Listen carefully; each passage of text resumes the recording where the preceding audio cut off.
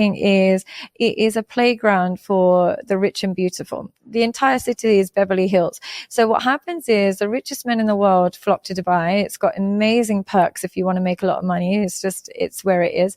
And any city where there's rich men, there are beautiful women. It's just always the case. Wherever there's rich men, there's beautiful women.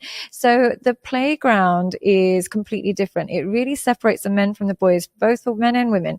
So what happens is the woman has to really feel like everybody's her competition. So if she hasn't worked on anything besides her looks, she's going to find it's a difficult place to meet people, because if you think you're the prettiest girl in the room, there'll be another pretty girl. There'll be another pretty girl there. So it's hard for her to stand out.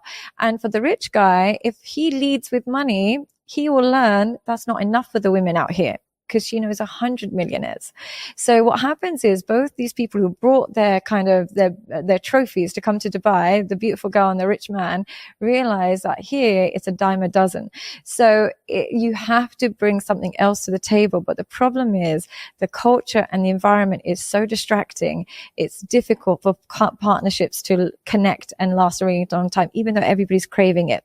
Most people here are expats. They haven't got their mum and dad and cousins and family. So they're craving a sense of home, but because it feels like it's so far-fetched, like the ego defenses come in and they just think, well, I might as well just play in the mud while I'm here. So it's slightly different to the exact opposite. More options means less happiness. They've done so many studies where they looked at people's reactions to food in a food court compared to a home cooked meal, or even paintings when they had lots of choices or just given one. There's always higher satisfaction when there's no alternatives, because your brain then doesn't imagine alternatives. But our brain has this ability where it can literally experience what we imagine.